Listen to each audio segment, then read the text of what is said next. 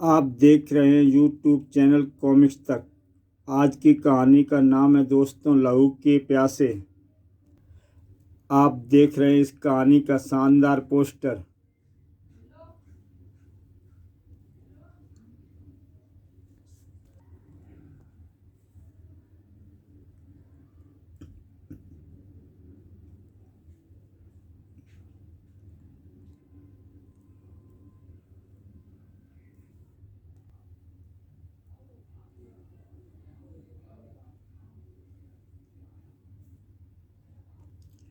भारत की विशाल पूर्वी सीमा पर फैले रेगिस्तान कच्छ से लगा हुआ है शहर जैसलमेर। रात के अंधेरे में हमारी सीमाओं के पार से हथियारों से हेरोइन तक इसी शहर के जरिए चोरी छिपे हमारे देश में पहुंचाई जाती है। लेकिन अक्सर ऐसे तस्करों की मुठभेड़ सीमा सुरक्षा बल के जवानों से हो ही जाती है। जीप और तेज चलाओ राम सिंह, वरना ये तस्कर अंधेरे का फ़ायदा उठाकर फिर भाग निकलेंगे। लेकिन कमिश्नर साहब, रेत पर जीप को इससे ज़्यादा तेज नहीं चलाया जा सकता है। डैम इट, हम जीप से घोड़ों का पीछा नहीं कर सकते। रेत पर नहीं सर, तो फिर हमें गोली चलाने पर मजबूर होना पड़ेगा। मैं इस अभियान पर खुद इसलिए नहीं आया था कि तस्करों को अपनी आंखों के सामने से भागता देखूं। गोली चलाओ। जीता, वह हमारी रेंज में आ गया है। हमको इसी मौके का तो इंतजार था। रिमोट कंट्रोल के बटन पर एक उंगली दबी और जीप के ठीक नीचे की जमीन फट पड़ी। कमिश्नर साहब घायल होकर रेत पर आ गिरे, लेकिन घायल अवस्था में भी उनका पिस्तौल वाला हाथ उठा और 2 गोलियां दगी। निशाना अचूक था। पल भर में ही 2 और लाशें रेतीली जमीन पर आ गिरीं। देखते देखते घोड़ों की टाप और जीप की इंजन की आवाज़ से गूंज रहे रेगिस्तान में मरकट से खामोशी छा गई। सिर्फ एक आवाज़ इस खामोशी को तोड़ रही थी, कमिश्नर साहब के कराहने की आवाज़। लेकिन जैसलमेर के पास घटे इस हादसे का असर वहाँ से सैकड़ों किलोमीटर दूर स्थित राजनगर में होगा, यह किसी ने नहीं सोचा था। रजनी, जल्दी से मेरा सूटकेस पैक करो। मुझे 3 घंटे में जैसलमेर की फ़्लाइट पकड़नी है। जैसलमेर यानी राजस्थान? पर ऐसी क्या आफत आ गई? अभी अभी गृह मंत्रालय से स्पेशल मैसेज आया है। मुझे तुरंत वहां जाकर पुलिस कमिश्नर का चार्ज लेना है। भैया, ध्रुव के वापस आने तक भी आप नहीं रुक सकते पापा? नहीं बेटे, और फिर ध्रुव मापाल से ना जाने कब वापस आएगा।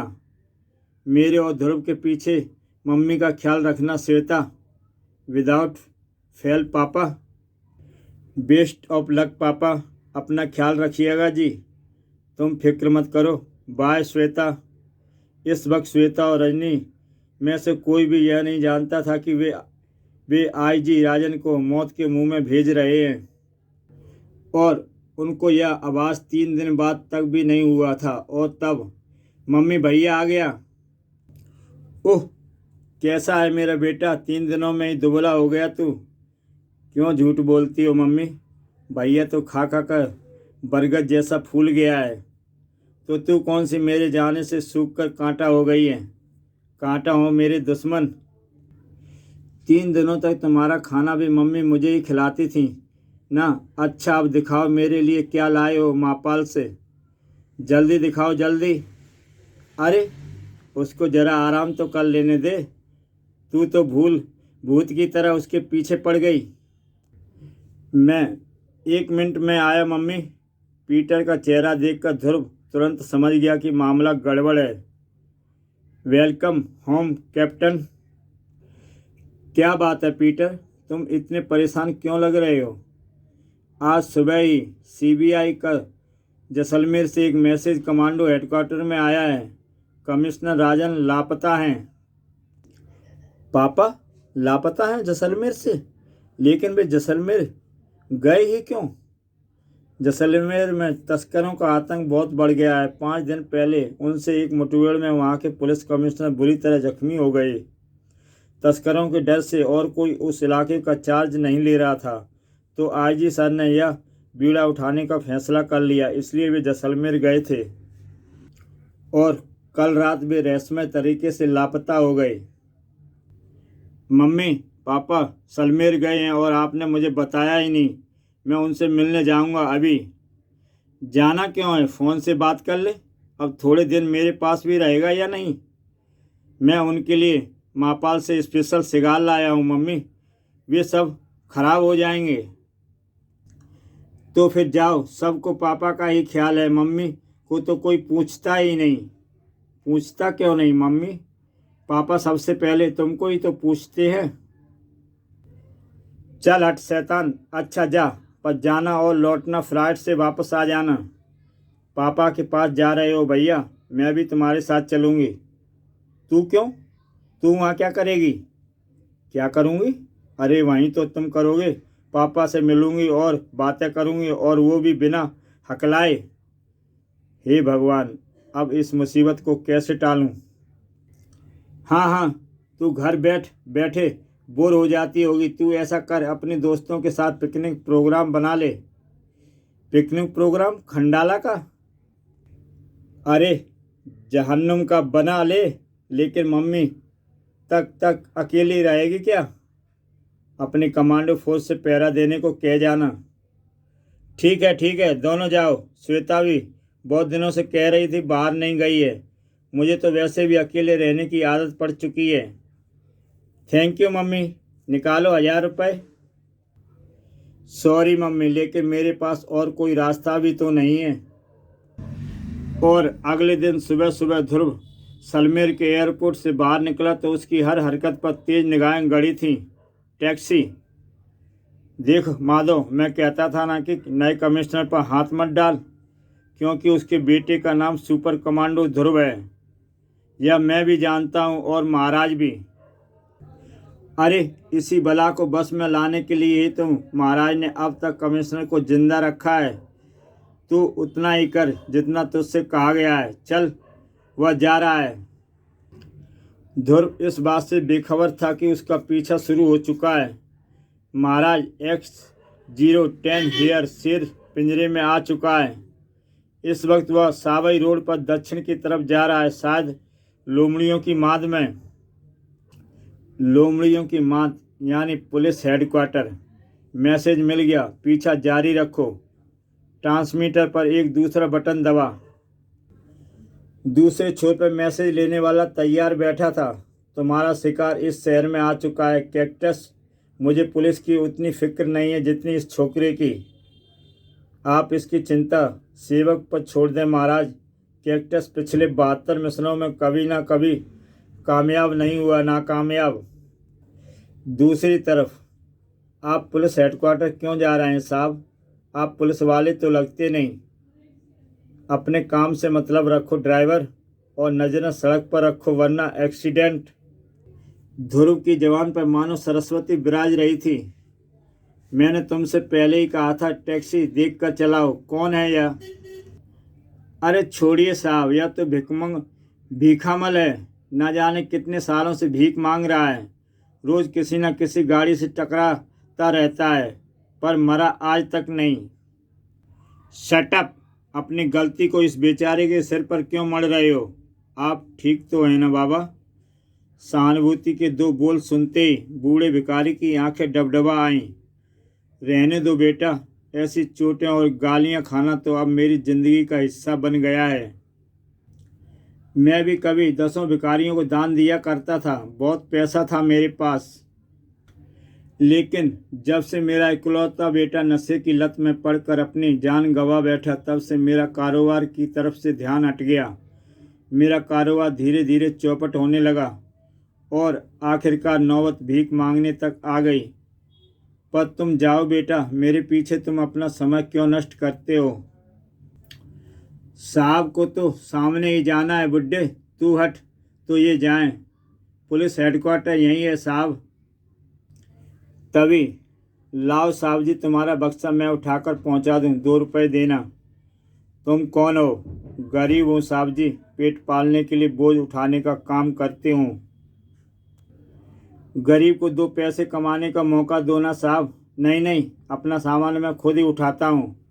लेकिन ध्रुव यह नहीं देख पाया कि इसी बीच एक छोटा सा ट्रांसमीटर उसकी बेल्ट पर बड़ी सफाई से चिपका दिया गया था। जा भाग, बड़ा आया साहब का बच्चा। ओह! ध्रुव कुछ परेशान नज़रों से उसे देखता हुआ पुलिस हेडक्वार्टर की सीढ़ियां चढ़ने लगा। घूंघट होने के कारण वह श्वेता का मुस्कुराता हुआ चेहरा नहीं देख पाया था। और 10 मिनट बाद ध्रुव डिप्टी कमिश्नर पुलिस के सामने बैठा था। बड़ी शर्म के साथ कहना पड़ रहा है, अब तक हम राजन साहब का कोई पता नहीं लगा पाए। वे परसों अपनी ड्यूटी के पहले दिन ही कच्छ से रेगिस्तान में गश्त पर गए थे। कल सुबह तक जब वे वापस नहीं आए तो मैंने उनकी खोज शुरू करवाई। हमें उसके साथ गए 6 जवानों की लाशें और जीप के चिथड़े मिले। कमिश्नर साहब का कोई पता नहीं चला। मैंने तुरंत सारी सीमाएं सील करा दी। मैं पक्का तो नहीं कह सकता, लेकिन हमारी सारी छानबीन यही कहती है कि कमिश्नर साहब जिंदा हैं और हमारी सीमा के अंदर ही हैं। जीप के चिथड़े कैसे हुए? किसी विस्फोट से। हाँ, स्मगलरों ने पूरे रेगिस्तान में बारूदी सुरंगें बिछाई हुई हैं। वे हमारे जवानों को जानबूझकर पीछा कराते कराते उन स्थानों तक ले जाते हैं और फिर रिमोट कंट्रोल से उन सुरंगों को उड़ा देते हैं। आई सी। वैसे हम जैसलमेर सीमा में लगे रेगिस्तान के चित्र समय समय पर हेलीकॉप्टर से खींचते रहते हैं ताकि किसी भी अप्राकृतिक बदलाव का तुरंत पता लगाया जा सके। वाह सर, क्या मैं उन चित्रों को देख सकता हूँ? क्यों नहीं, देखो ये चित्र हमने पिछले 1 साल के दौरान अलग अलग समय पर खींचे हैं। ध्रुव एक चित्र देखता जा रहा था और उसकी आंखों की चमक बढ़ती जा रही थी। यह लड़का इन चित्रों में क्या देखकर इतना खुश हो रहा है? रेत?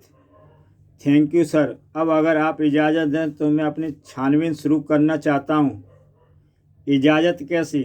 इस मंगलवारों की इस खतरनाक गैंग को पकड़ने के लिए तो हम हर मदद का स्वागत करते हैं और इसके लिए मैं तुमको अपना सब कुछ काबिल मुखबिर देता हूँ जो इस पूरे इलाके के हर आदमी को अच्छी तरह से जानता है। कौन है वह सर? वह भीखामल? लेकिन सर यह तो भिखारी है। नहीं ध्रुव, यह इस इलाके का सबसे ज़्यादा पैसे वाला व्यक्ति है। हेरोइन के नशे ने इसके इकलौते बेटे की जान ले ली, तभी से यह तस्करों का जानी दुश्मन बन गया। इसने अपनी सारी संपत्ति एक ट्रस्ट के नाम करके खुद एक भिखारी का रूप धर लिया और इसी रूप के कारण यह हमारा सबसे कामयाब मुखबिर है। इसको भिखारी समझकर कोई भी तस्कर इस पर शक नहीं करता। अब तक यह लगभग 2 करोड़ रुपए की हेरोइन पकड़वा चुका है। यह तुम्हारी पूरी मदद करेगा और कुछ भी पता लगते ही हमें तुरंत खबर करना।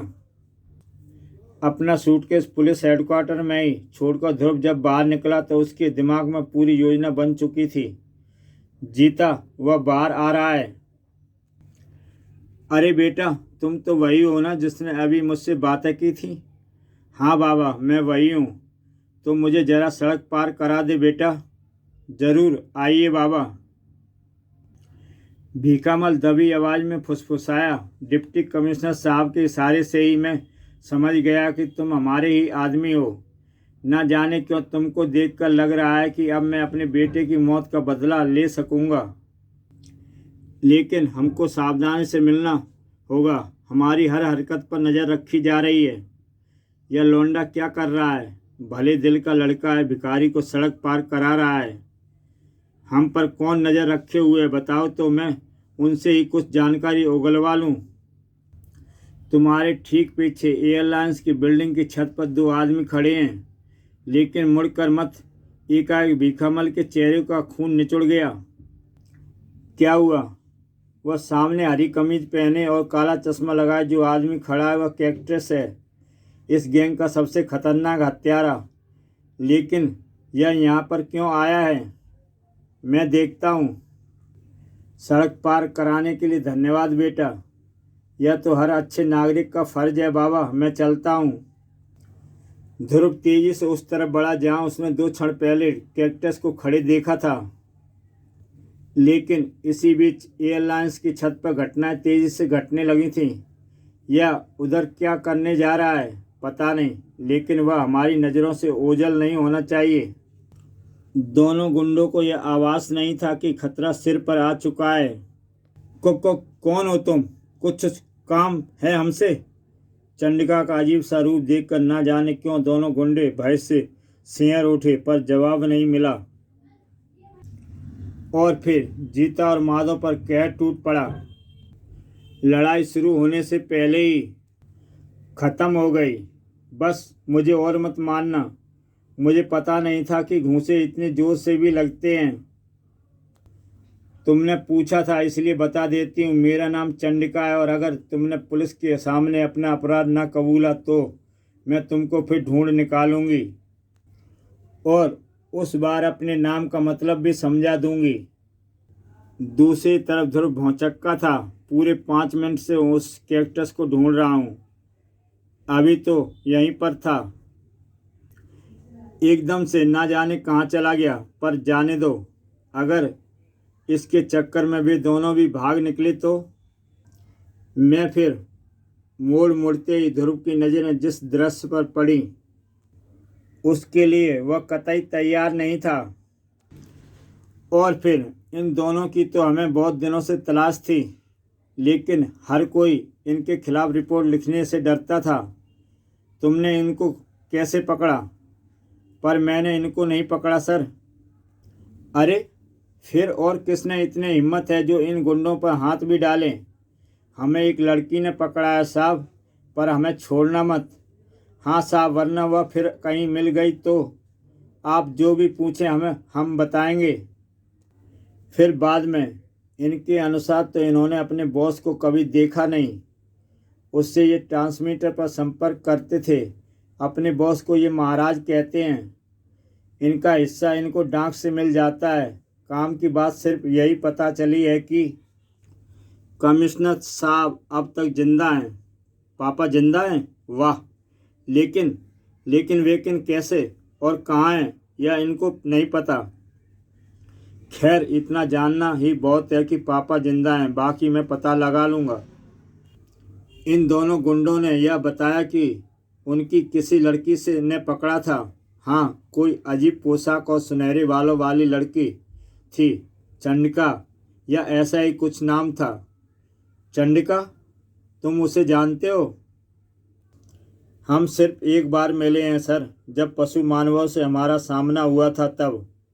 अच्छा, तो ये वह लड़की है, पर वह वास्तव में है कौन? भगवान ही जानता है सर। पुलिस हेडक्वार्टर से बाहर निकलते समय ध्रुव के दिमाग में कई प्रश्न घुमड़ रहे थे। चंडिका, अजीब बात है, पिछली बार जब मैं मुसीबत में था तो चंडिका पहली बार दिखाई पड़ी थी और अब पापा मुसीबत में है तो यह दोबारा दिखी। आखिर यह चंडिका कौन हो अपने ख्यालों में डूबा ध्रुव कहाँ जा रहा था यह उसको खुद भी नहीं पता था कि तभी एक झटका लगा। उसने अपने आप को एक गोदाम में गिरा हुआ पाया और एक खतरनाक आवाज़ गूंजी। चोट तो नहीं लगी बच्चे? कैक्टस, तो तुम मुझे पहले से जानते हो। कैक्टस को कौन नहीं जानता। अगर मैं इस तक तेज़ी से पहुंच सकूं तो। ध्रुव कैक्टस की तरफ तेज़ी से लपका ही था कि बेटे, अगर जरा सी भी कलाकारी दिखाई तो पूरे बदन में इतनी गोलियां घुस जाएंगी कि वजन दुगना हो जाएगा। मुझे वैसे भी किसी को गोली से मारने में मज़ा नहीं आता। लाश मिलने पर पुलिस खामखा ही शक करती है। उसके लिए एसिड से भरा यह टैंक है, हड्डियां तक गल जाती हैं इसमें। वैसे तुम बोलो, कौन सी मौत पसंद है तुमको? अगर ये बंदूकें मुझ पर न तनी होती तो मैं तुमको तुम्हारी मौत का रास्ता दिखा देता। अच्छा रहने दो, अगर तुम गुस्सा होते हो तो हम तुमको नहीं मारेंगे। अब हम तुम्हारा वही हाल करेंगे जो हमने तुम्हारे पापा का किया है। पापा का? अगर तुमने उनका बाल भी बांका किया कैक्टस, तो मैं तुमको जिंदा नहीं छोड़ूंगा। दूसरी तरफ न जाने कहाँ पर जब कमिश्नर राजन की आंखें खुली। यह होश में आ रहा है युवराज? कहिए कमिश्नर साहब, कैसा महसूस कर रहे हैं आप? आप कई दिनों के बाद होश में आए हैं। मैं कहाँ हूँ? आप दोस्तों के बीच हैं या डॉक्टर थम्पन है ये आपका इलाज कर रहे हैं? मरीज से ज़्यादा बातें करिए मत, इनके इंजेक्शन का समय हो गया है। कमिश्नर राजन को बदन में सुई घुसने का एहसास तक नहीं हुआ, क्योंकि इंजेक्शन लगते ही उनका आधा जगह दिमाग फिर से अंधेरे में डूबने लगा। शाबाश थम्पन, हेरोइन के ऐसे ही 10 इंजेक्शनों के बाद यह नशे का गुलाम बन जाएगा। नशे का गुलाम यानी हमारा गुलाम, क्योंकि इसको हेरोइन सिर्फ हम ही सप्लाई कर सकते हैं। उधर गोदाम में फंसा ध्रुव भी ऐसी ही परिस्थितियों का सामना कर रहा था। अब हम तुझे भी उस नशे का लती बना देंगे जिससे छुटकारा सिर्फ मौत ही दिला सकती है। जहरीली हेरोइन से भरा इंजेक्शन ध्रुव के बाजू से अब कुछ इंच ही दूर था, और मैं अगर इंच भर भी हिला तो मुझ पर तनी बंदूक के पल भर में मेरा खात्मा कर देंगे। काश इस वक्त मैं किसी तरह लाइट गुल कर सकता तो। तभी कमाल हो गया। ध्रुव के सोचते ही बिजली गुल हो गई और सारा गोदाम अंधेरे में डूब गया। यह क्या हो गया? यह इसी लड़के की चाल है, भून डालो साले को। गोलियों के धमाके से क्षण भर के लिए गोदाम में उजाला हो गया, लेकिन ध्रुव अपने अपने स्थान पर नहीं था। कहाँ गया? जाएगा कहाँ? यहीं कहीं छिपा होगा। राका, बाहर जा कर देखो, शायद फ्यूज उड़ गया हो, और तुम सब उसको ढूंढो। अगर ध्रुव यहाँ से जिंदा बचकर निकल गया तो मैं तुम सबकी खाल खिंचवा दूंगा। बाहर पहुंचकर राका आश्चर्यचकित रह गया। अरे, यह तो मेन स्विच ऑफ है। किसने किया यह? मैंने। तुम्हारा बिजली का बिल बहुत ज़्यादा बढ़ गया था, इसलिए बिजली काटनी पड़ी। अंदर बाकी बदमाशों को भी ऐसी मुश्किलों का सामना करना पड़ रहा था। संभल कर आना सक्कू, वह यहाँ पर कहीं पर भी छुपा हो। यह गया दूसरा। मुझे कौन बुला रहा था? और यह राका अब तक फ्यूज ठीक करके लौटा क्यों नहीं? हल्की सी ठंड के बावजूद कैक्टस जैसे खतरनाक हत्यारे के माथे पर पसीने की बूंदें चमक रही थीं, क्योंकि वह जानता था कि ध्रुव उसी की तरह बढ़ रहा है। उसका ख्याल सही था, लेकिन उसी वक्त कोई और ध्रुव की तरफ लपक रहा था। इसका एहसास ध्रुव को ऐन समय पर हुआ। वह तेजी से झुका और एक बदन उसके ऊपर से उड़ता हुआ एसिड से भरे टैंक में जा गिरा। तभी बत्तियां जल उठीं और एसिड के टैंक में गला सूखा का शरीर साफ दिखने लगा। ध्रुव भी यह भयानक दृश्य देखकर पल भर के लिए जड़ हो गया। कैक्टस जैसे सदे हत्यारे को ऐसे ही मौके की तलाश थी। धाएं। मेरा एक प्लान फेल हो गया तो क्या हुआ? मेरा दूसरा प्लान तैयार है, लेकिन उसके लिए पहले मुझको पिछले दरवाजे से भागना पड़ेगा। कैक्टस बाहर की तरफ भागा और चंडिका से जा उलझा, लेकिन इस वक्त कैक्टस के सिर पर खून सवार था। गोलियों की बौछार से बचने के लिए चंडिका एक तरफ लपकी, और जब तक वह संभल पाती कैक्टस एक घोड़े पर सवार होकर गेट से बाहर निकल चुका था। चंडिका, तुम यहाँ पर कैसे आई? यह वक्त इन फिजूल सवालों का नहीं है ध्रुव।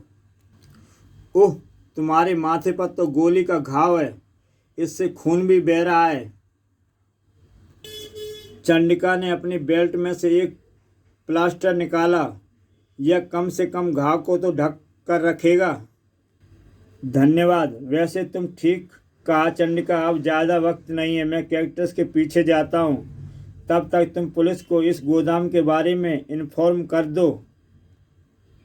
लेकिन तुम कैक्टस को ढूंढोगे कहाँ? कच्छ के रेगिस्तान में। मुझे पता है वह कहाँ पर गया है। जब डिप्टी कमिश्नर साहब मुझको रेगिस्तान के सेक्टर में 13 के फोटोग्राफ दिखा रहे तो उसमें रेत की एक पहाड़ी पिछले 1 साल से बिल्कुल एक जैसी थी।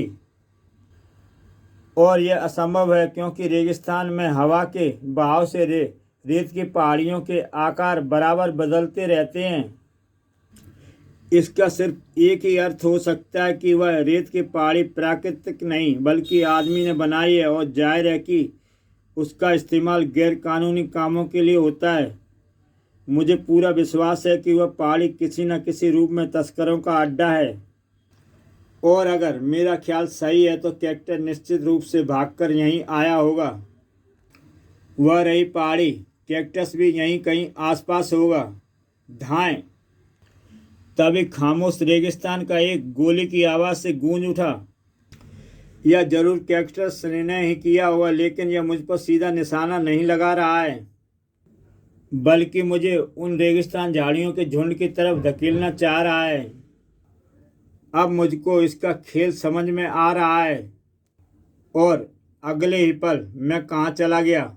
वह तो इन झाड़ियों की तरफ ही बढ़ रहा था। अगर वह यहाँ से भी बचकर निकल गया तो महाराज मेरे खाल खिंचवा देंगे। तो अब तुम अपनी खाल खिंचवाने के लिए तैयार हो जाओ कैक्टस। हैं? यह मेरे पीछे कैसे आ गया? अब मैं तुमको उन रेगिस्तान झाड़ियों की तरफ ले जाऊंगा कैक्टस, जहाँ पर तुम मुझको ले जाना चाहते थे। ये हम यही जगह पर आ गए। अब बोलो। बोलना क्या है, तुमने मेरा काम खुद ही कर दिया, एकदम ठीक वैसा जैसा मैं चाहता था। इस वक्त तुम्हारे पैरों के ठीक नीचे एक बारूदी सुरंग बिछी है, और मेरी उंगली के एक इशारे पर वह तुम्हारे चित्थड़े उड़ा देगी। कैक्टस की उंगली का दबाव घातक बटन पर बढ़ा, और एक कर्णभेदी धमाका हुआ जो कई किलोमीटर तक दूर तक दिखाई पड़ा। यह धमाका कैसा है? और एक घोड़ा भी इधर दौड़ता हुआ आ रहा है, पर यह तो वही घोड़ा है जिससे ध्रुव यहाँ पर आया था। चंडिका ने तुरंत घोड़े को वापस मोड़ा, और जब 5 मिनट बाद वह घटनास्थल पर पहुंची तो एक आकृति लड़खड़ाती हुई झाड़ियों से दूर जा रही थी। यह तो वही कैक्टस है, तो क्या ध्रुव? चंडिका का दिल डर बेबुनियाद नहीं था। पत्तों के बीच में पड़ी लाश का हर अंग जल जाने के बावजूद पोशाक और माथे पर लगा प्लास्टर इस बात की गवाही दे रहे थे कि यह लाश ध्रुव की ही है। चंडिका की आंखों में अब खून के अलावा और कुछ नहीं था। कैक्टस ने अपनी मौत का फरमान अपने हाथों से लिख दिया था, इससे पहले कि हत्यारा अगला कदम रख पाता। सुनो। आह! लेकिन तभी एक सदा हुआ निशाना घोड़े का माथा छेद गया, और चंडिका का शरीर अपना संतुलन खोकर घोड़े से नीचे आ गिरा, और उसका दिमाग धीरे धीरे अंधेरे में डूबता चला गया। तभी रेत की पहाड़ी में एक दरवाज़ा खुला। कैक्टस, जल्दी आओ।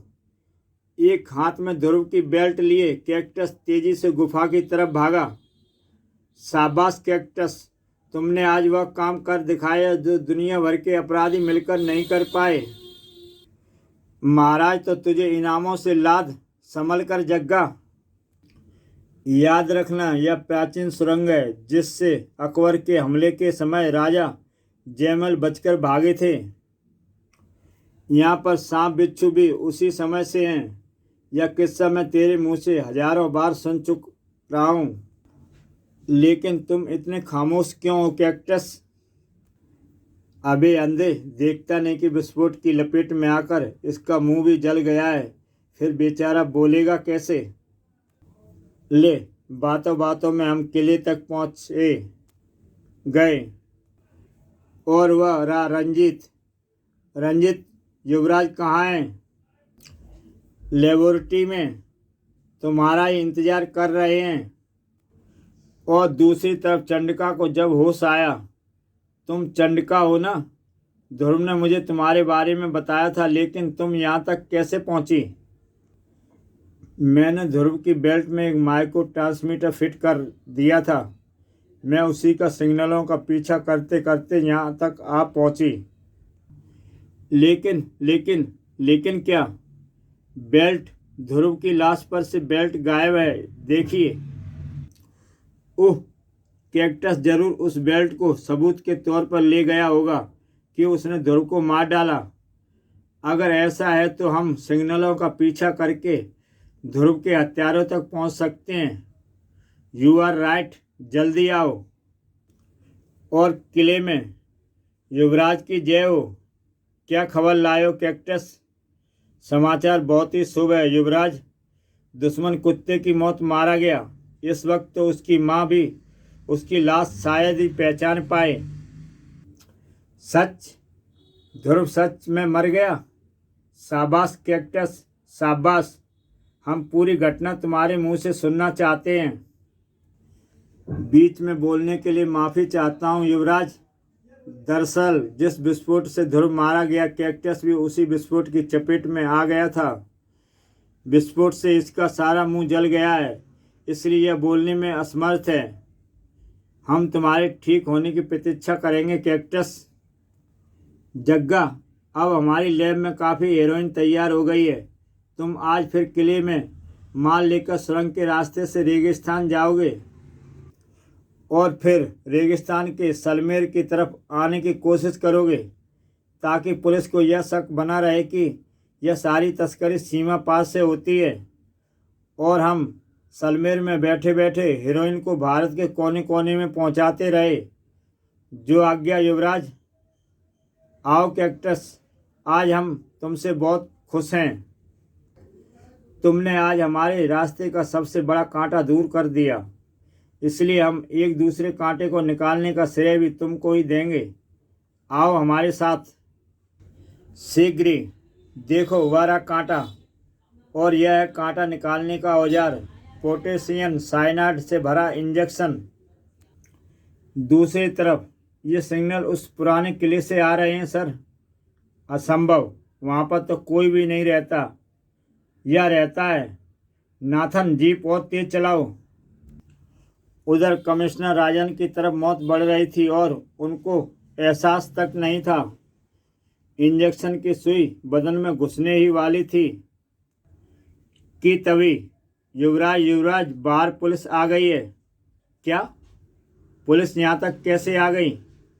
जाओ उन्हें रोको, तब तक जब तक हम यहाँ के सारे सबूत नष्ट ना कर दें। लेकिन पुलिस फोर्स का अचानक हमला जबरदस्त और तेज था। चंद मिनटों में ही पुलिस ने पूरे किले को अपने कब्जे में ले लिया। प्रयोगशाला जहाँ से जहरीली हेरोइन बनकर पूरे देश में पहुँचती थी, पूरी पुरानी सुरंग, नशीले पदार्थों का गोदाम। और युवराज, कमिश्नर साहब और कैक्टस, खबरदार, हिलने की कोशिश कोई ना करे। तुम भी नहीं डिप्टी कमिश्नर। इस सीरीज में पोटेशियम साइनाइड भरा हुआ है। अगर तुमने कोई हरकत की तो कमिश्नर राजन को जिंदा नहीं पाओगे। और अब मेरी बात बड़े ध्यान से सुनो। मैं यहाँ से जा रहा हूँ। मेरा वफादार सेवक कैक्टस अगले आधे घंटे तक सीरीज लिए यहीं तैनात रहेगा। इसी बीच अगर किसी ने मुझे रोकने की कोशिश की तो मैं इस ट्रांसमीटर पर सिग्नल भेज दूंगा और फिर कमिश्नर के बदन में सुई घुस जाएगी। वाह, यानी तुम बचकर निकल जाओगे और बेचारा कैक्टस पकड़ा जाएगा। कैक्टस, यह तुम्हारे साथ धोखा है। स्वामी भक्त कैक्टस पर तुम्हारी बातों का कोई असर नहीं। लेकिन कैक्टस अब सारी बात समझ गया था। कैक्टस, पागल हो गए हो क्या? बचाओ, बचाओ, बचाओ, मुझे इससे बचाओ। अगर यह इंजेक्शन गलती से भी मुझे लग गया तो। युवराज की गिरफ्तारी होने के साथ ही गैंग का हर सदस्य पुलिस की गिरफ्त में था। हमें एहसास है कैक्टस की ध्रुव की हत्या तुमने अपने मालिकों के इशारे पर की है। अगर तुम सरकारी गवाह बन जाओ तो मैं कोशिश करूंगा तुमको कम से कम सज़ा मिले। लेकिन ध्रुव की हत्या हुई कब? ध्रुव, तुम जिंदा हो? तो वह लाश किसकी थी? वह लाश कैक्टस की थी। दरअसल जैसे ही उसने रिमोट कंट्रोल का बटन दबाया, मैं अपनी जगह से उछला और मेरा वार कैक्टस की पीठ पर पड़ा। कैक्टस बम के ठीक ऊपर जा गिरा और ठीक उसी वक्त बम फट गया। धमाके का असर मुझ पर ज़्यादा नहीं हुआ क्योंकि बम कैक्टस के शरीर से पूरी तरह ढका हुआ था। तभी मुझको रूप बदलने का आइडिया आया और मेरा और कैक्टस की कदकाठी लगभग एक सी है, इसलिए मैंने उसको अपने कपड़े पहनाकर उसके कपड़े खुद पहन लिए। चेहरा बुरी तरह से जला जाने के कारण कोई लाश को पहचान नहीं सकता था। हल्के मेकअप का सामान मैं हमेशा अपने बूट और बेल्ट में रखता हूँ। उसी की मदद से मैं अपना चेहरा कैक्टस जैसा बना लिया। बाकी कसर कालिक और धूल ने पूरी कर दी। अब चलो उस पहाड़ी की तरफ। चलते चलते मैंने अपने माथे का प्लास्टर उतार कर कैक्टस के माथे पर चिपका दिया। ओह, तुम्हारा इस काम ने तो मुझे भी बेवकूफ़ बना दिया। लेकिन मेरी बेल्ट पर बिना बताए एक ट्रांसमीटर लगाकर तुमने भी तो मुझे मूर्ख बनाया था। यह मैंने तब देखा जब मैं अपनी बेल्ट कैक्टस की लाश को पहना रहा था। तब मैं जानबूझकर बेल्ट को अपने साथ लेता आया ताकि इसकी मदद से पुलिस इस लहू के प्यासों के अड्डे तक पहुंच सके। और मैं अब तक यही समझ रहा था कि यह सारी तस्करी सीमा पार से होती है। वह सब इनकी चाल थी ताकि पुलिस और सुरक्षा बलों का सारा ध्यान सीमा पर ही लगा रहे और ये इस किले से बेरोक तस्करी कर सके। इसके लिए ये बीच बीच में ऐसा नाटक भी करते थे मानो ये हेरोइन वाकई सीमा पार से आ रही है। और फिर पुलिस को चकमा देकर ये उसी सुरंग के रास्ते से किले तक आ जाते थे जिससे मुझे लाया गया। अरे, यह चंडिका कहाँ चली गई? पता नहीं, अभी तो यहीं थी। पर एक बात है ध्रुव, हमें यह कामयाबी सिर्फ तुम्हारी वजह से मिली है। लेकिन अधूरी। गिरोह का सरदार महाराज अभी भी पुलिस चंगुल से बाहर है। उसकी चिंता मत करो, वह हम उगलवा लेंगे। जहाँ हमने 3rd डिग्री का इस्तेमाल किया ये सारे के सारे टेप रिकॉर्डर की तरह चालू हो जाएंगे। उसकी ज़रूरत नहीं पड़ेगी। आप मेरे साथ चलिए। पर कहाँ? आइए तो, लेकिन पहले हम रास्ते में एक आदमी को यह खुशखबरी देते चलेंगे। किसको भाई? आखिर तुम जाना कहाँ चाहते हो? उसके पास। भीखामल? अरे बेटा, तुम इस पोशाक में? हाँ बाबा, आपको यह जानकर खुशी होगी कि मैंने आपके बेटे की मौत का बदला ले लिया। क्या? हाँ बाबा, अब पूरा गैंग हमारे कब्जे में है। पुलिस ने उन सब की खूब धुनाई की और उस गिरोह के मुखिया युवराज की तो हमने मार मार कर चमड़ी उधेड़ दी। क्या? हाँ, हमने उनकी उंगलियों के नाखून उखाड़ लिए, चाकू से उसकी खाल काट कर उसमें नमक भर दिया। तब कहीं जाकर यह तो बेहोश हो गया। हाँ सर, बेचारा अपने बेटे पर काल्पनिक अत्याचारों का वर्णन सुन नहीं पाया। अपने बेटे पर यानी? हाँ सर, यह भीखामल ही महाराज है, युवराज का पिता और इस गैंग का बॉस। फिर बाद में भीखामल ने कबूल कर लिया है कि वही इस गिरोह का सरंगना है। लेकिन तुमने समझा कैसे कि भीखामल ही महाराज है? युवराज और भीखामल की शक्लों की समानता ही यह बताने के लिए काफ़ी थी कि दोनों पिता पुत्र हैं और युवराज का पिता ही महाराज हो सकता है, इस गैंग का बॉस। अपनी इस थ्योरी को परखने के लिए मैं भीखामल के पास गया था और मुझे खुशी है कि मेरा ख्याल सही निकला। अपने बेटे के मरने की झूठी कहानी और अपनी संपत्ति टेस्ट को दान करने का नाटक भीखामल ने पुलिस को मुखबिर बनने के लिए रचा था। वक्त वक्त पर अपना ही माल पकड़वा कर यह अपने अच्छे मुखबिर होने का परिणाम भी देता रहता था। इस तरह से इसको पुलिस कार्रवाई की पूरी सूचना भी पहले से ही मिल जाया करती थी।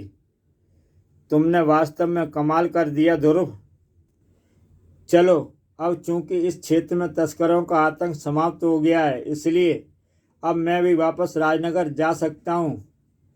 नए कमिश्नर इस एरिया का चार्ज लेने आज शाम को ही आ रहे हैं। और फिर राजनगर में?